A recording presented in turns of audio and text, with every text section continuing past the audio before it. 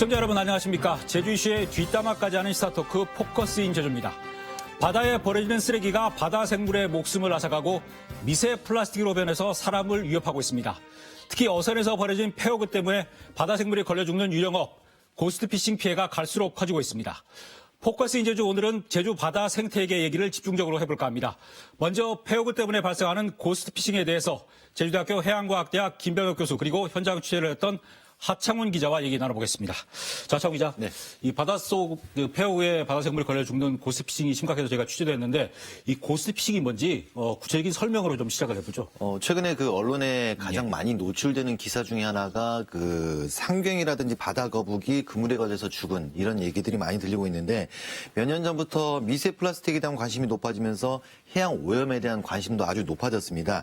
이런 관심을 일깨워주기 위해 홍보 자료로 이렇게 그물에 걸려 있는 해양 생물들 이런 그 영상들을 많이 보여주고 있는데 이런 현상을 바로 고스트 피싱이라고 부릅니다. 영어로 고스트 유령과 피싱 어업을 합친 용어인데요. 쉽게 말하면은 버려진 그물 등의 그 바다 생물이 걸려 죽고 또 이것이 먹이가 돼서 다른 생물이 또 걸려 죽고 하는 게 반복되는 현상. 이것을 바로 고스트 피싱이라고 부를 수 있겠습니다. 김영혁 교수께서는 언제부터 고스트피싱에 대해서 좀 관심을 갖게 되셨는지요? 예, 사실 이제 그 어구어법 개량 그 연구 사업을 하면서 이제 시작을 했는데요. 아무리 좋은 그 어구어법을 이제 개량하고 개발하더라도 우리가 이제 잡을 수 있는 어족 자원이 없다는 거죠. 여기에 이제 하다 보니 또 어떤 이런 환경에 대한 폐허구들이 이제 그 도출되면서 제가 이제 2011년에 그때 이제 논문도 발표하기 시작하면서 현재까지 쭉 관심을 갖게 됐습니다. 예. 지난달에 그 제주대학교 실습선 아라오 직접 동성에서 고스트피싱 상황을 취재하고 오셨는데 직접 먼바다 나가서 보니까 어느 정도 심각하던가요? 사실 김병혁 교수께서 많이 그 협조를 해주셔서 좋은 취재를 할 수 있었는데 사실 저희들도 그 아라오에 탑승해서 실제 바닷속에서 건진 폐허구를 확인하기 전까지는 이 문제의 심각성에 대해서 잘 알지를 못했습니다. 그런데 실제 바닷속을 확인했더니 아주 심각했습니다. 온갖 폐허구들이 확인됐는데요. 대부분 조업 중에 그 손상돼 버린 폐허구들이었습니다. 다양한 종류의 그물과 통발 등이 뒤엉켜 있었고 심지어는 그 마대에 버려서 일부러 버린 것들도 확인이 됐습니다. 특히 바다에서 꺼낸 폐허구에서는 그 고스트피싱이 그대로 확인되기도 했는데요.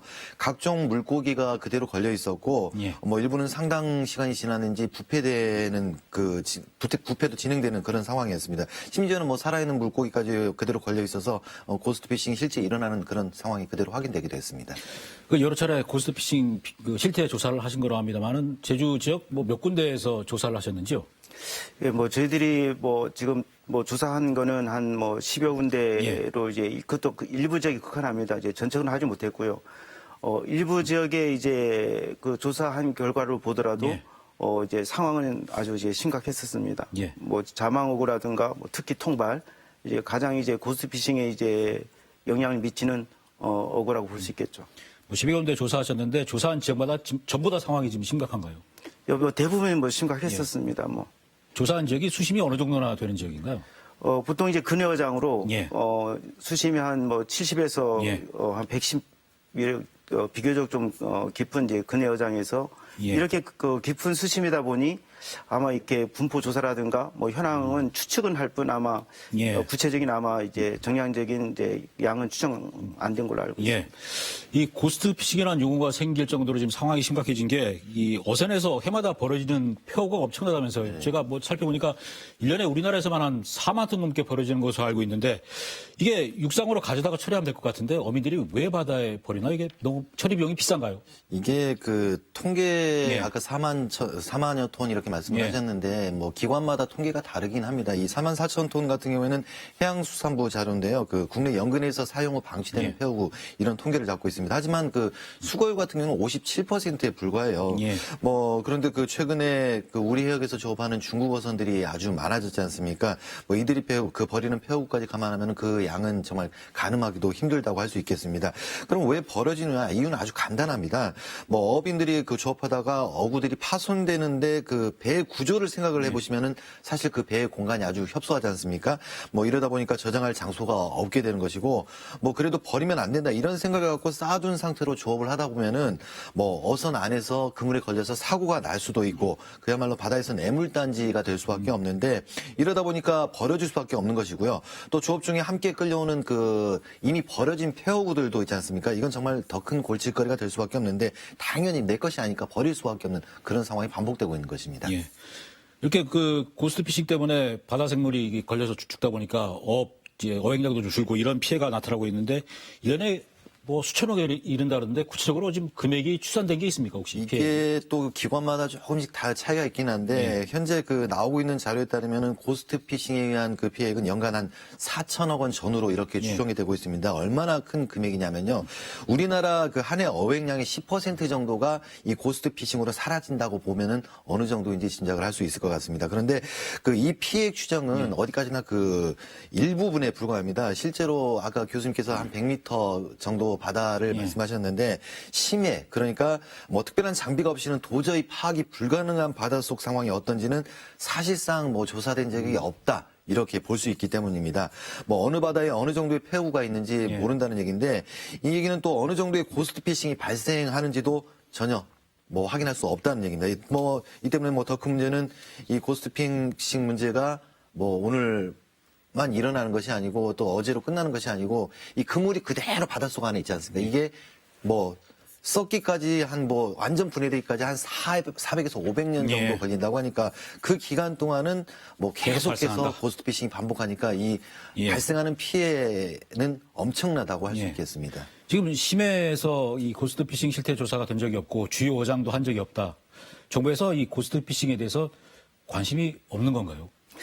뭐 최근에 뭐 이렇게 관심을 많이 갖고 있습니다. 관심 갖고 있는데 관심이 이제 뭐 생긴 거죠 최근에. 뭐 최근에 이제 많이 그 뭐 법도 이제 제도화해가지고 생기는데 결국은 이제 뭐 정부에서만 이제 이렇게 이끌어 간다고 해가지고 지금 해결된 문제는 아니고요. 뭐 어민이라든가 이런 학계들도 총체적으로 같이 협력해야 어떤 방안이 나오지 않을까 생각합니다. 정부에서 지금 어떤 대책들 고민하고 있던가요? 뭐 지금 보면 뭐 뭐 생애 주기별 해가지고 이제 어구가 이제 그 제작되면서부터 이제 그 처리 과정까지 그 기능을 이룰 때까지 이제 체계적으로 이제 관리하는 부분도 있고 또 이제 뭐 어구 실명제라든가 뭐 이런 부분을 통해 가지고 아마 적극적으로 이제 추진하는 걸로 알고 있습니다. 예.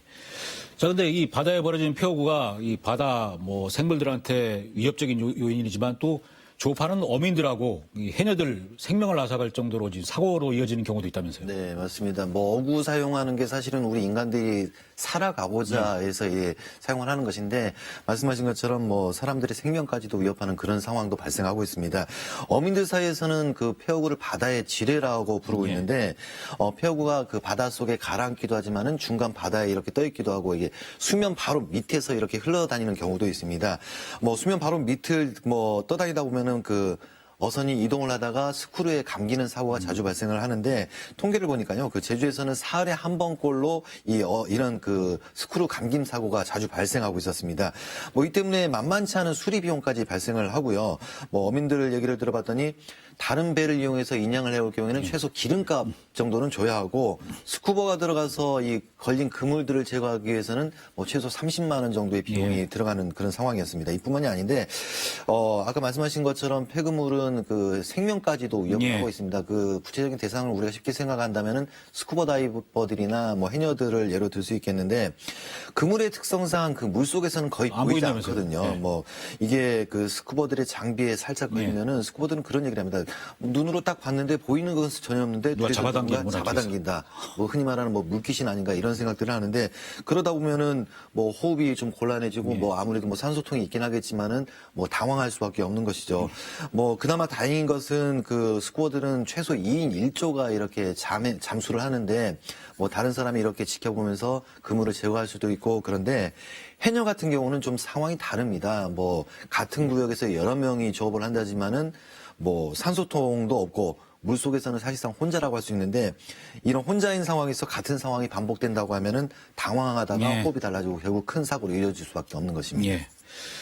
또 문제가 이 깊은 바다에 그 또 바닥에 폐허구가 오랜 기간 계속 쌓이게 되면 이 바다 생태계는 아주 치명적일 것 같은데 혹시 어떤 생태계 변화들이 좀 확인되는 게 있습니까? 예, 사실 이제 그 가장 그 주요 원인은 이제 피해가 이제 어업 자원 소실 예. 그리고 또 이제 생태계 파괴 또 이제 이 사실 그 폐허구란 거는 그 어구의 기능을 잃지만 바닷속에서는 어구의 기능이 살아있어가지고 지속적으로 계속 반복적으로 이제 그 자원 소실이 이제 이루어진다는 거죠. 또 하나는 이제 아까 그 하정 기자님께서 얘기했지만 이 해양좀 바다거북이라든가 고래류 예. 또 그 스쿨에 의한 이런 사고들이 예. 있게 하는데 이제 가장 중요한 거는 이제 아마 그 어업 자원 소실이 이제 가장 크지 않나 예. 생각됩니다. 사람이 고기를 잡는 게 아닌데 그냥 버려진 그물에 고기들이 잡히다 보니까 유령이 고기를 잡는다 그래서 고스트 피싱이라고 그렇죠. 그러니까 이제 기존의 어구에 꽂히면 사라지면 예. 다시 와서 꽂히고 사라지고 꽂히고 계속 예. 이런 반복적으로 이루어진다는 거죠. 예.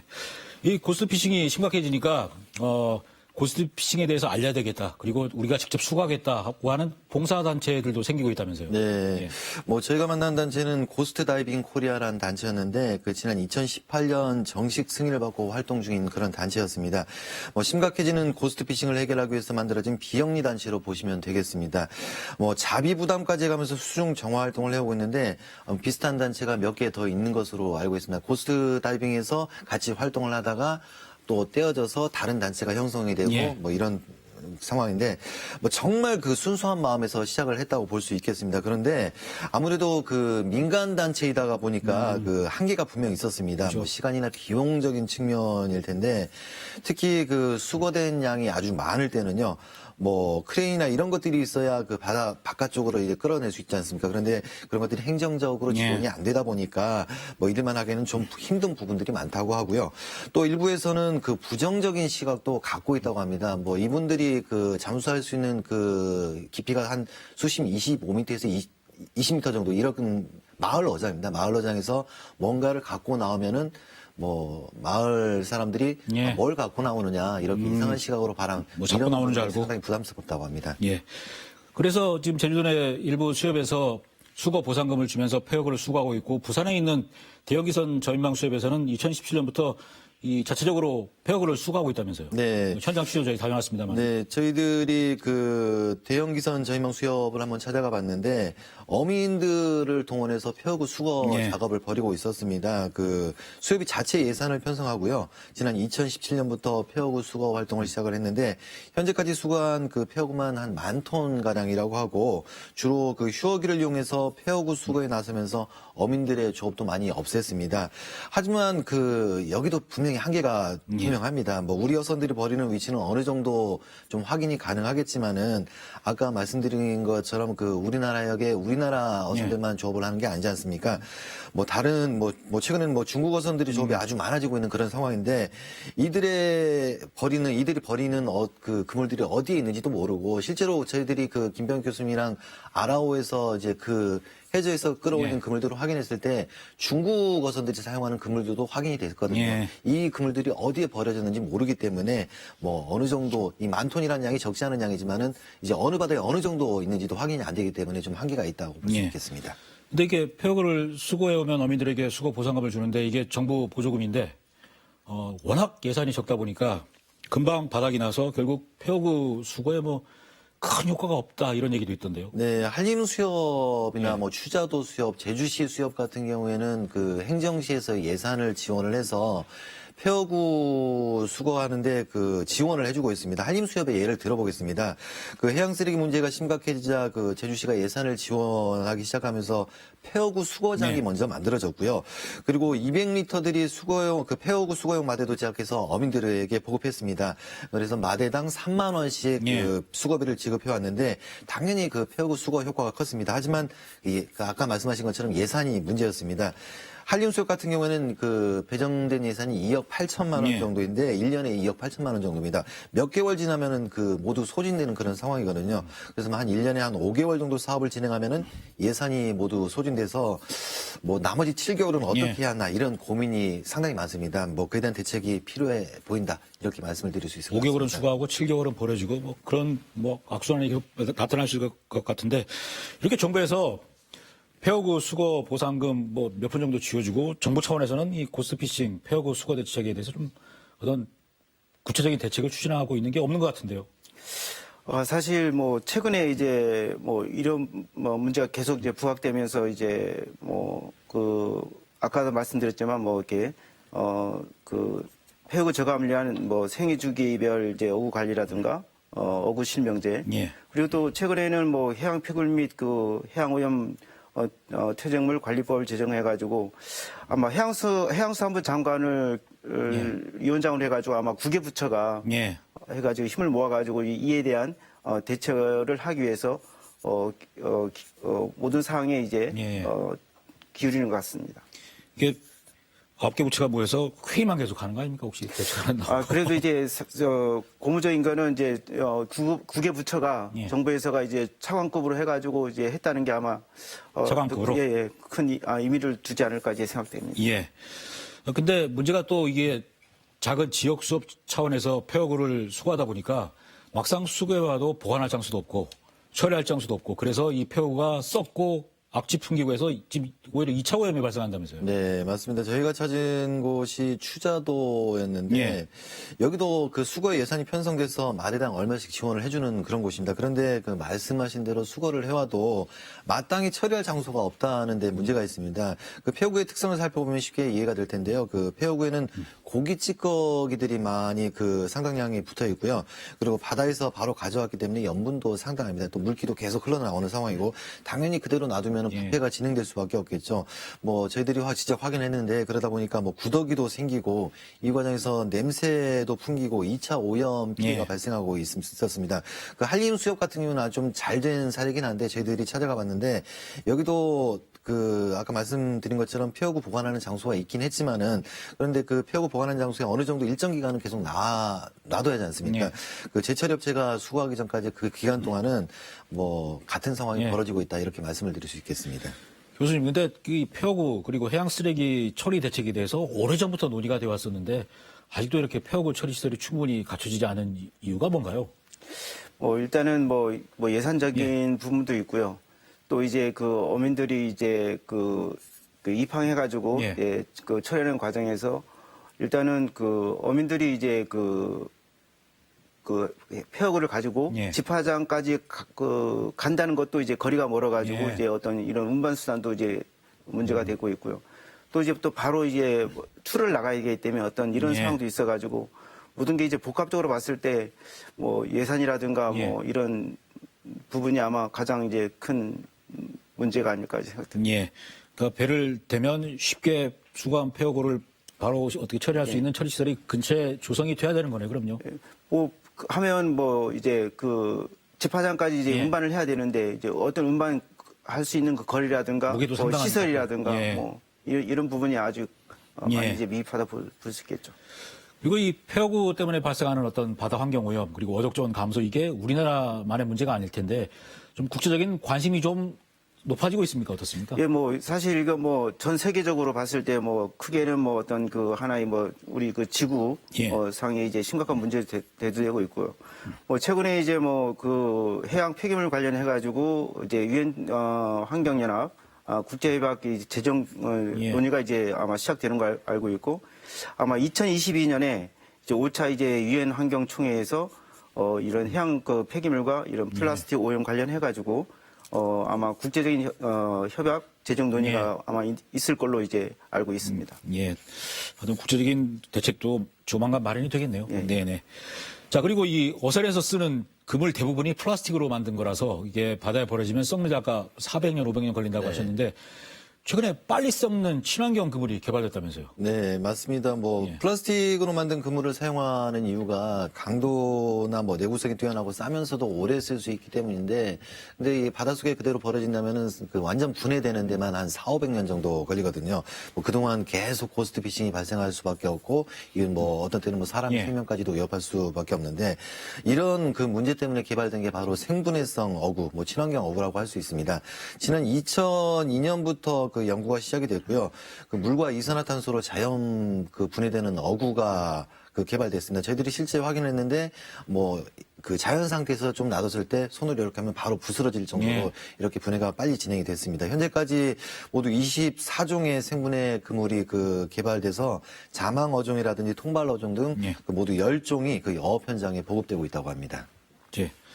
뭐 지금 화면에 아까 잠깐 나왔는데 그 친환경어가 이렇게 개발돼서 보급되고 있는데 실제로 쓰는 어민들이 많지 않아서 큰 효과가 없다 이런 얘기도 있습니다. 근데 왜 안 쓰려고 합니까? 예, 그 사실 이제 그 뭐 유령업 대비해 가지고 이렇게 그 만들어졌는데 일단은 뭐 높은 가격이 그 예. 문제고요. 그다음에 이제 비싸서. 뭐 예, 보급 사업이 이제 한계가 있고 또 이제 구매를 하게 되면 이제 그 어민들이 이제 선납으로 이제 그거를 이제 대체해야 되고 예. 또 하나는 이제 그 성분해성 어구 그 관리가 이제 또 문제입니다. 왜냐하면 우리 일반 어구는 이제 예. 나일론으로 돼 있어가지고 이제 보드랍고 이렇게 하는데 이게 햇볕에 맞아버리거나 이제 보관을 잘못해버리면 어구 이제 묻어버리는 기능을 거예요? 예 잃게 되고 또 하나는 뭐냐면 일반 나일론에 비해 가지고 구물이 뻣뻣하다 보니 예. 어획 성률도 떨어지는 부분도 아. 있어가지고 아마 이런 부분이 좀 복합적으로 해가지고 뭐 약 예. 기피하고 있는 상황이 아닌가 싶습니다. 좀 더 기능 개선이 좀 더 되긴 돼야겠군요, 그러면. 예.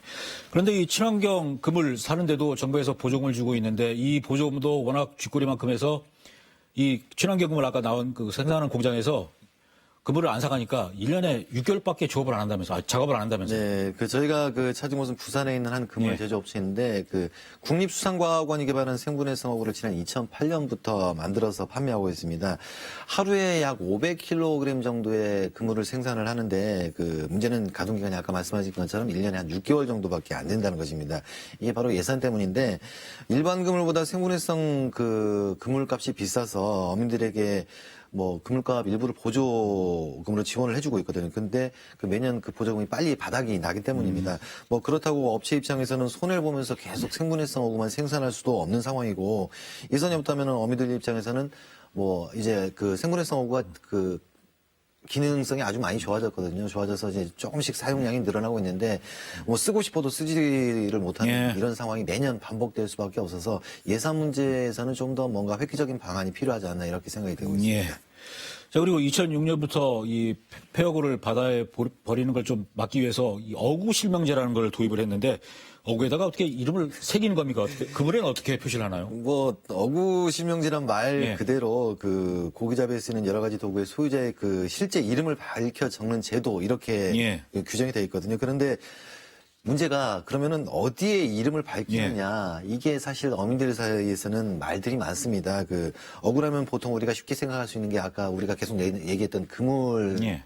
얘기할 수 있는데 근데 뭐 가느다란 실로 연결된 그물 어디에 뭐 이 사용자의 이름을 넣을 것이냐 뭐 이런 식의 예. 논란이 나고 그 반발이 나오고 있습니다. 그래서 지금 사용되는 좀 그 어구 실명제 중에 하나가 바로 깃발인데 예. 그물이나 통발 같은 것을 이제 바닷속에 이렇게 설치를 해놨을 때 여기는 내 구역이다, 내 그물이나 내 통발이다 이렇게 자신만이 알 수 있는 자신을 표시할 수 있는 깃발을 세워서 누가 보더라도 아 누구의 통발, 누구의 그물이다. 그리고 또 혹 문제가 생기더라도 책임감 있게 할 수 있다. 예. 뭐 이런 식으로 이제 어구 실명제가 지금 실행이 되고 있습니다. 근데 언뜻 듣기도 좀 뭔가 좀 아니다 싶은 감도 좀 있습니다만 이 어구 실명제 시행 중인데 참여하는 어민이 그렇게 많지는 않아서 효과가 좀 예상보다 안 나오고 있다던데 어민들 반응은 어떻습니까? 예, 사실 뭐 이게 의도는 상당히 이제 예. 뭐 좋은 의미인데요. 이제 일단은 이제 어민 입장에서 이렇게 봤을 때 이제 뭐 최근에 이제 뭐 과거보다도 물고기가 많이 잡히지 않는데 예. 어떤 기후 변화나 예. 뭐 해양 세력에 의해 가지고 이제 따라 이거 규제가 또 심해져 가지고 예. 어떤 이런 반발심도 있고요. 또 그 어구 그 보증금 제도에 따른 그 어업인 입장에서 보면 일단은 어구 가격이 이제 높아지는 것에 이제 어떤 부담도 될 것이고 또 어업 자체로서 이제 그 손이 많이 가는데 뭐 아까도 말씀드렸지만 뭐 이렇게 집화장까지 폐어구를 예. 뭐 이동하거나 이제 이런 단계에서 이제 어업인이 이제 뭐 일손이 이제 예. 많이 늘어난다는 거죠. 이런 부분에서 좀 예. 꺼리지 않는가 이제 생각됩니다. 이 어구 실명제 예를 들어서 어떤 사람 이름이 새겨진 어구를 끄집어냈을 경우에 거기에 대한 어떤 처벌 조항이라는 것도 있습니까? 그러면 혹시? 처벌 조항도 있겠는데 근데 뭐 어차피 이거는 우리가 이제 나중에 예. 걷어내더라도 사실 이제 그 바다에서는 유실될 수도 있거든요. 예. 그러니까 인위적으로 버리지 않고 조업하다 보면 뭐 요즘에 보면 한정된 어장에 조업 변경을 하다 보니 이제 어구끼리 겹쳐가지고 이제 유실되는 경우도 있기 때문에 어쨌거나 이제 우리가 이렇게 하면 책임감을 해주면 예. 아무래도 그 책임감을 갖고 아마 이제 그 관리가 이루어지지 않을까 이렇게 생각합니다. 예. 자, 그리고 뭐 몇 차례 나왔습니다만 이 수거된 폐허구 가운데 상당량이 중국 어선에서 벌어진 거로 지금 추정이 되고 있는데 그러다 보니까 어떤 이 고스트피싱에 대해서 국제적인 공조 좀 적어도 중국과는 공조가 좀 돼야 될 것 같은데 어떻습니까 지금?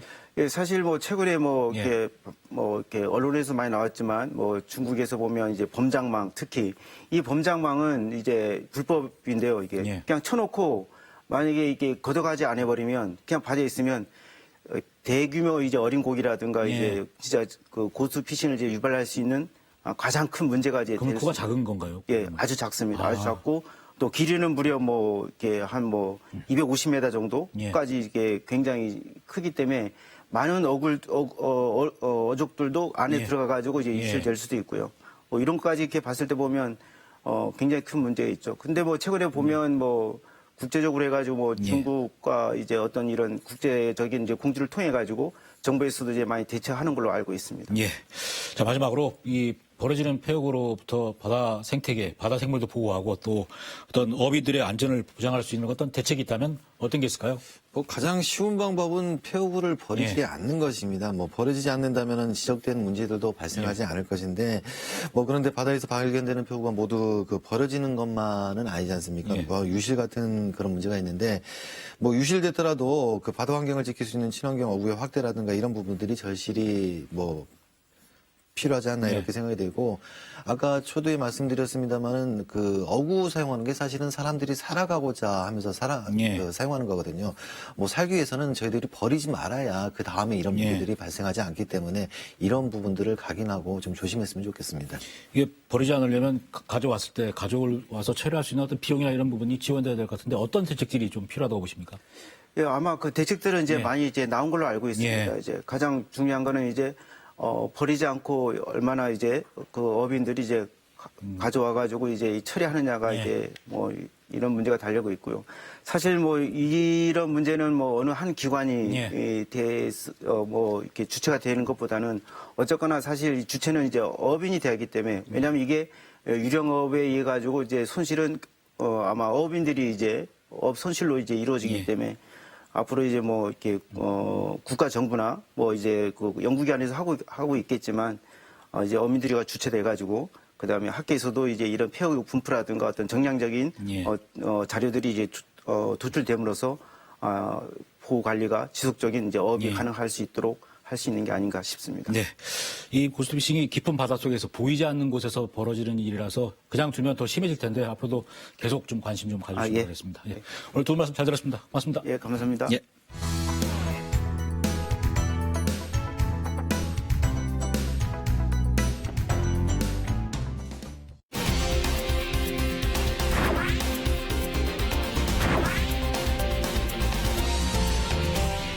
네, 포커스 이제 좀 후반부 이어가겠습니다. 고스트 피싱처럼 인간이 바다 환경을 파괴하면서 개체수가 급격히 줄고 있는 게 멸종 위기종인 남방 큰 돌고래와 토종 돌고래인 상갱이들입니다.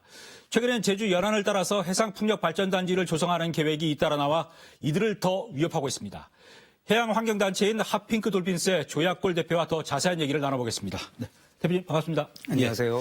저희 핫핑크 돌핀스 2011년에 설립된 거로 제가 뭐 찾아보니까 있던데 어떤 계기로 설립을 하시게 된 건지요? 네, 2011년 7월 달에 국내에선 예. 이제 돌고래 쇼가 이루어졌는데 제주 바다에서 헤엄치고 있던 국제보호종 남방 큰 돌고래를 예. 불법으로 포획해서 그 돌고래 쇼에 이용해 왔다라는 충격적인 사실이 보도가 예. 됐습니다. 그래서 저희가 그 사실을 알고 이제 돌고래 쇼 중단과 야생 방류를 주장을 하면서 하핑크 돌핀스를 결성하게 됐습니다. 원래 있던 단체였습니까? 그때 2011년에 처음 만들면서 예. 그동안 그래서 그 남방 큰 돌고래나 이 미소천사, 상갱이 같은 그 토종 돌고래 보호 정책들 여러 가지 뭐 제안하시고 했었는데 최근에 남방 큰 돌고래나 상갱이가 사체로 해안에 떠내려오는 경우가 상당히 많습니다. 올해도 지금 상갱이 같은 경우에는 50마리가 넘게 지금 사체로 발견됐는데 그물에 걸려서 질식사를 한다면서요, 얘네들이. 네, 상갱이가 주로 이제 죽는 그물의 대부분은 안강망이라는 그물인데요. 예. 조류가 센 부분에 설치를 해서 이 물고기들이 들어가면 이제 상갱이가 같이 그 사냥을 하러 들어갔다가 예. 숨 쉬러 나오지 못하고 그물에서 죽는 거죠. 그런데 어민들 입장에서 상갱이가 그물에 걸려 죽으면 이걸 그냥 바다에 버리는 게 현실입니다. 그래서 제주 북부 해역에서 조업하던 그 어선들이 죽은 상갱이를 바다에 버리면 조류를 따라서 제주 북부 해안에서 상갱이 사체가 계속 발견이 되고 있는 것이죠. 상갱이가 질식사를 한다면 그 수중에 잠수해서 몇 분 정도 있다가 나와서 숨을 쉬어야 되는 건가요? 얘는? 해양 포유류들은 물속에서 오랫동안 숨을 참을 수도 있지만 보통은 2분에 한 번씩은 2분. 올라와서 숨을 쉬어줘야 되고 최대 5분에서 10분 정도는 숨을 참을 수는 있습니다. 예. 아주 고통스럽게 그러면 그물 안에서 죽는 거네요, 그럼요. 근데 이 상갱이 사체들이 겨울철에 좀 상당히 많이 발견되고 있습니다. 아까 말씀하신 것처럼 겨울철에 제주 북부 지역에서 안강망 조업이 집중되기 때문에 이런 건가요? 네, 보통 10월에서 이듬해 4월까지 제주 북부 해역에서 이제 안강망을 이용한 배들이 되게 많이 조업을 하는데 그 배들의 이제 상갱이가 혼액이 되어서 죽어서 주로 발견이 되는 거죠. 예. 뭐 이번 달에도 보니까 벌써 15마리나 거의 매일 지금 떠내려오던데 좀 안타깝습니다. 그리고 국내에서 1년에 한 1000마리 가까이 상갱이가 폐사하고 있는 거로 확인이 되고 있더라고요. 그래서 정부도 심각하구나 싶어서 이 상갱이들을 보호할 수 있는 탈출 그물이라는 걸 개발해서 지금 보급을 하고 있는데 효과가 좀 있는 것 같습니다. 어떻습니까? 상갱이 탈출 그물은 이제 안강망에 구멍을 뚫어서 상갱이처럼 큰 개체들은 빠져나가고 그다음에 어민들이 잡으려는 물고기는 그냥 그물 안에 그대로 있도록 만든 장치인데요. 아무래도 그물에 구멍을 뚫다 보니까 어민들 입장에서는 그 구멍으로 자기가 잡으려던 물고기까지 다 빠져나간다라고 해서 사용을 사실 꺼리고 있습니다. 예. 근데 이게 어획량이 제가 언뜻 듣기로는 그렇게 큰 차이가 없다고 들었습니다만 어느 정도 차이 나는지 혹시 그래서 정부기관에서 연구를 해보니까 예. 사실 그 상갱이 탈출 그물을 사용했을 때 어획량 감소가 5%에서 5%. 최대 10% 미만으로 나오고 있습니다. 예. 그런데 이제 어민들의 현장에서 주장을 들어보면 적게는 절반에서 많게는 3분의 2까지도 어획량 감소가 있다라는 게 어민들의 주장인데 이건 좀 심정적인 이런 느낌에 기반한 주장인 것 같고요. 고기가 가장 많이 잡힐 때에 비해서 절반 3분의 1이지 않을까 싶습니다만은 예. 자, 그래서 이 핫핑크 돌피스에서 미소천사인 토종 돌고래 그 상갱이 생존 프로젝트라는 걸 지금 진행하고 계신데 어떤 대책들을 요구하고 계신지요? 상갱이는 지금 국제적으로 완전히 멸종 위기에 처해 있다. 그리고 이 한반도 해역이 상갱이의 가장 주요한 서식처거든요. 세계에서 이 부분에서만 발견이 되는 것이고 그래서 저희들이 한 3가지 정도 상갱이를 지키기 위한 프로젝트를 정부에 제안을 하고 있습니다. 첫 번째는 그 상갱이 탈출 그물을 사용 의무화를 해라. 그래서 어민들이 좀 이렇게 사용을 꺼리는 부분을 정부가 적극적으로 해소를 해줘야 될 필요가 있고요. 그다음에 상갱이가 사체로 발견이 되는 비율은 사실 전체 상갱이 죽는 비율에 비하면 얼마 되지 않습니다. 그러니까 매년 상갱이가 제주 해안에서 40-50마리씩 죽어서 발견이 되고 있는데 실제 그 제주 북부 해역에서 죽는 상갱이는 이보다 한 10배는 더 많을 것이다라고 저희가 추정을 하거든요. 그래서 죽는 상갱이들을 다 어민들이 자발적으로 신고를 할 수 있게끔 신고 보상금 제도를 정부가 실시를 해야 된다. 그래야 우리가 죽는 상갱이 개체수를 좀 더 정확하게 알아서 그거에 맞는 대책을 이제 수립을 할 수가 있고요. 그다음에 이제 마지막으로 상갱이가 많이 죽는 해역을 상갱이 보호구역으로 지정을 해서 상갱이가 좀 더 안심하고 살 수 있도록 이런 대책들이 필요한 상황입니다. 탈출 그물 의무화 그리고 신고 포상금제 그다음에 상갱이 보호구역 지정하는 3가지 대책을 요구하고 계시군요. 예. 자, 그리고 남방 큰돌고래 개체수 보호를 위해서 여러 가지 활동을 하고 계신데 제주 연안에 서식하는 남방 큰돌고래 개체수가 대략 몇 마리 정도 되는지요? 지금 현재 전체 남방 큰돌고래 개체수가 120에서 약 130마리 정도로 추산이 되고 있습니다. 얼마 안 되는군요. 예. 이 남방 큰돌고래는 전체 한반도 해역에서는 이제 제주에서만 볼 수 있고 전체 한반도 해역에서 제주에서만 있고 전체 개체수가 100여 마리 정도니까 매우 적은 것이라고 볼 수 있죠. 그래서 멸종위기종으로 지금 지정이 돼 있군요. 예. 그런데 지금 이 남방 큰돌고래가 생존에 위협받는 요인들이 많은데 그중에 하나가 또 폐허구입니다. 보면 지느러미에 낚싯줄이 걸린 돌고래도 발견되고 지느러미가 또 폐허구에 잘린 돌고래도 10월 달에 발견됐었는데 실제로 폐허구 때문에 이 돌고래들이 입는 피해가 어느 정도 심각한지요? 저희들이 현장에서 보는 피해는 상당히 심각합니다. 왜냐하면 전체 개체수가 적은데 그중에서 거의 2%에서 3% 정도의 예. 남방 큰돌고래 개체들이 그런 폐어구에 의한 직접적인 피해를 입고 있다. 예. 이거 상당히 높은 수치거든요. 그러니까 꼬리나 등 지느러미에 지금 현재 낚싯줄이 걸려 있는 예. 채로 유영을 하는 남방 큰돌고래들이 있고요. 예. 그 어구에 이제 꼬리 지느러미가 잘린 채로 계속 2년 넘게 생존을 하고 있는 개체도 있어서 이거 상당히 심각한 수준입니다. 지느러미에 낚시줄 걸린 돌고래 이름은 절단할 때 단을 써서 단이라고 이름을 지어줬더라고요. 저희가 그 낚싯줄을 빨리 좀 끊어 예. 주고 싶은 마음으로 단이라고 부르고 있습니다. 예. 또 이 불법 포획되거나 또 일본이나 이런 데 수입된 돌고래로 돌고래 쇼를 해오던 이 많은 돌고래들을 바다로 돌려보내셨는데 그동안 몇 마리나 구조를 해서 바다로 보내셨는지요? 총 7마리의 제주 남방 큰돌고래가 고향인 제주 바다로 돌아오게 됐습니다. 예. 그래도 지금 국내 6개 시설인가 돌고래 갇혀서 쇼하는 게 한 22마리가 있고 제주에도 지금 퍼시픽랜드, 아쿠아플라나 여기에 지금 7마리인가 있는 것으로 알고 있습니다만은 이런 돌고래들 어떤 구조 활동도 하고 계신지요?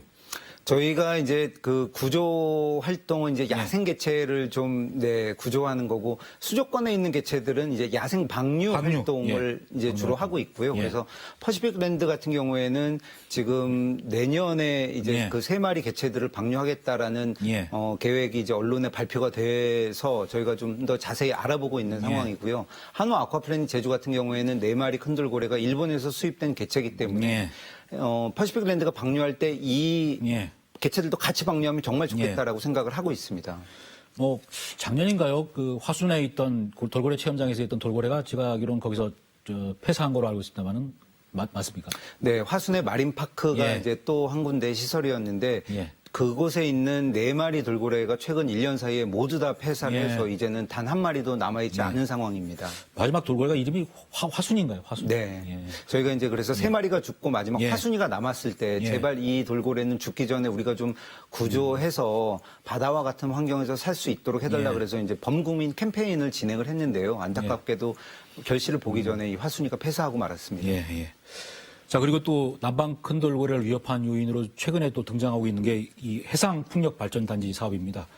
제주 연안에 지금 계속해서 그 해상풍력 발전기가 들어설 예정인데 남방 큰 돌고래 어떤 생존 환경에 어떤 위협을 주게 되는 건가요? 남방 큰 돌고래들은 연안 정착성 돌고래들입니다. 그러니까 어떤 돌고래들은 먼 바다에서 그러니까 대양에서 회유하는 종이 있는가 하면 남방 큰 돌고래들은 연안에 가까이 붙어서 1년 내내 떠나지를 않는 종이거든요. 그러다 보니까 연안의 인간의 개발 활동이 활발하게 일어날수록 남방 큰 돌고래가 받는 영향이 더 크게 되는 거죠. 그런데 이제 다른 지역의 해상풍력과는 달리 제주 지역의 해상풍력은 연안형입니다. 그래서 해안선에서 약 한 1km에서 1.5km 정도 떨어진 지점부터 그 해상풍력 발전단지들이 지어지기 때문에 마침 그곳이 돌고래들의 서식적 한 복판입니다. 자, 2010년에 시작된 한림 해상풍력단지는 지금 막판 조율 중이고 또 국내 최대 규모인 대정 해상풍력단지는 지난해 이 동해안이 본회의에서 상임위 통과했는데 본회의에서 부결이 돼가지고 지금 논란이 계속되고 있는데 그쪽 상황들은 혹시 어떤지 파악은 계속 하고 계신지요? 제주 대정 해상풍력 같은 경우에 아무래도 쉽게 포기는 못할 거라고 생각은 하지만 그런데 이제 현재 그 입지상 사업 계획을 변경을 해야 되는데 왜냐하면 기존 계획으로 이제 도의회에서 부결이 됐기 때문에 변경을 해서 추진하기가 쉽지 않은 상황으로 파악을 하고 있습니다. 왜냐하면 남방 큰 돌고래의 최대 서식처이기도 하고 지금 이제 지진도 그곳에서 일어나고 있고요. 그다음에 또 19기의 그 해상풍력기를 설치할 만한 공간을 얻으려면 이제 마을회나 어촌계의 동의를 얻어야 되는데 그것도 쉽지 않은 상황이기 때문입니다. 이 남부발전에서 이 공사를 지금 추진하고 있지 않습니까? 대정 같은 경우에는.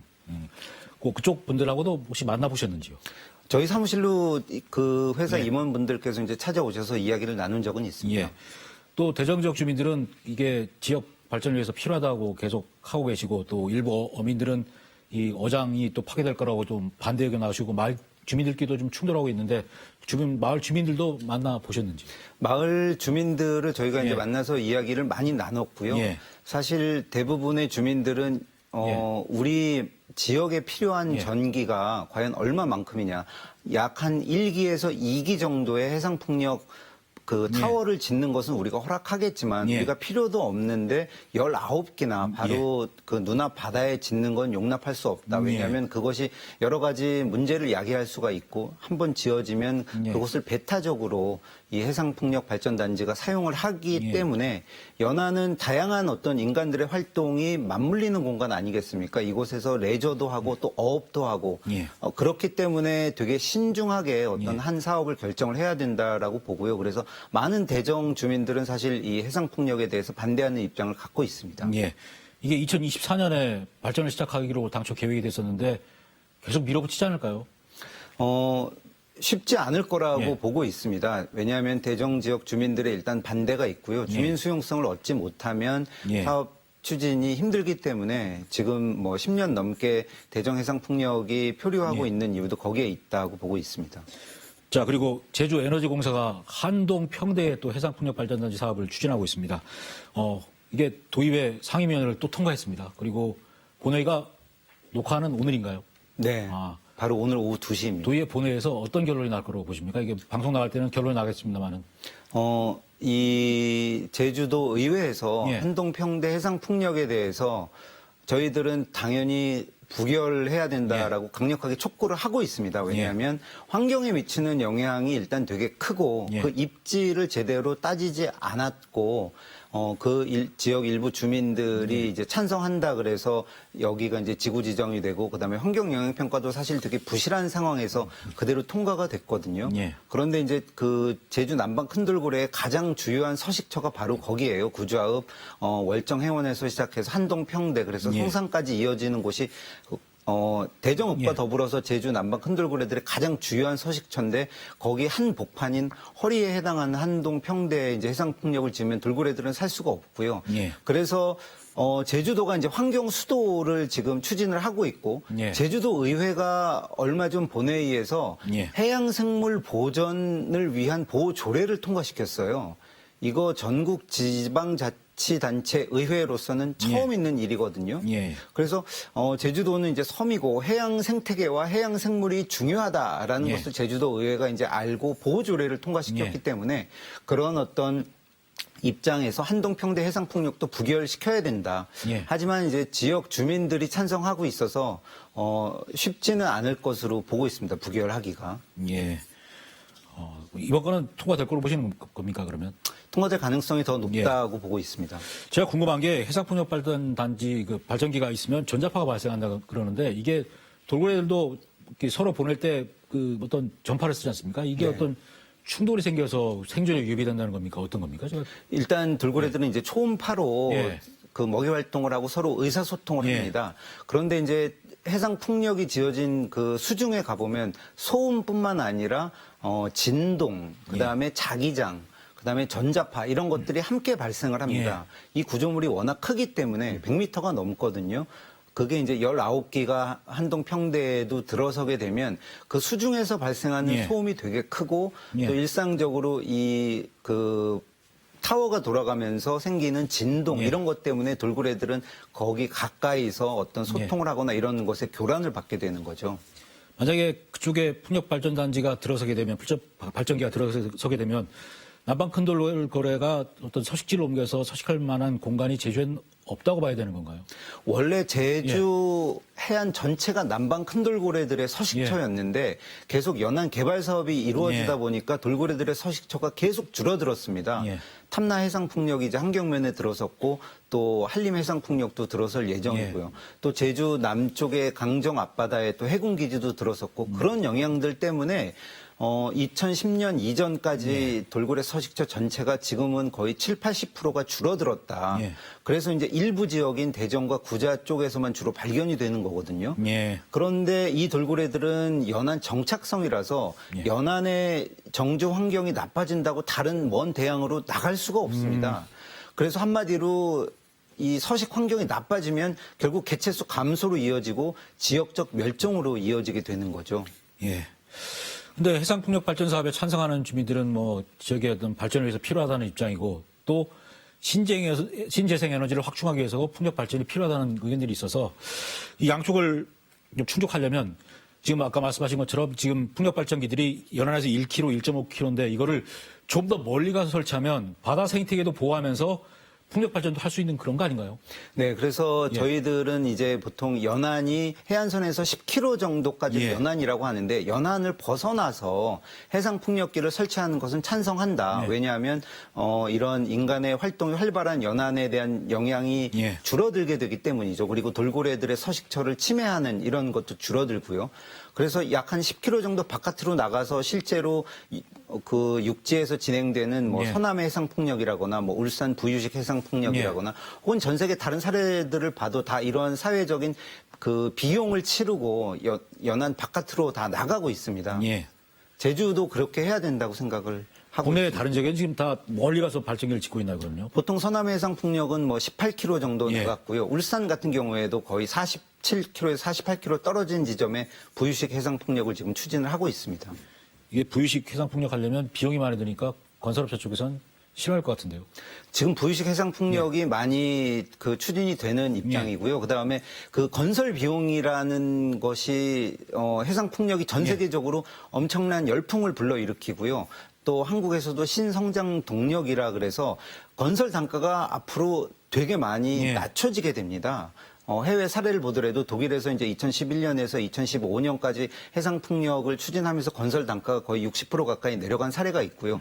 그것을 볼 때 경제성만을 가지고 제주 연안 가까이에 논란이 두고두고 될 만한 해상 풍력을 짓는 것보다 분명히 건설 단가가 내려갈 것이기 때문에 좀 더 먼 곳에 짓는 것이 현명한 판단이라고 생각을 합니다.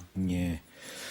자, 그리고 또 하나 위협되는 게 제주에서 그 남방 큰 돌고래를 거의 매일 볼 수 있는 게 대정 앞바다인데 여기에 돌고래 관광선이 뜨고 있다면서요. 뭐 저도 들었습니다만은 그런데 코로나19 때문에 이 보고 싶다는 관광객들이 늘다 보니까 운항하는 이 돌고래 관광선이 늘어나서 상당히 또 돌고래 생존에 위협이 되고 있다고 하던데요. 제주, 도가 이제 천혜의 예. 이런 해양 생태계를 자랑하고 그 예. 정점에 연안에서 항상 1년 내내 볼 수 있는 남방 큰 돌고래가 있습니다. 그 남방 큰 돌고래를 보러 관광 선박들이 몰려오고 있는데요. 예. 이 선박들이 사실 해양수산부의 규정인 50m 이내 접근 금지 규정을 잘 지키지 않는 경우가 계속 발생을 하고 있어요. 그래서 예.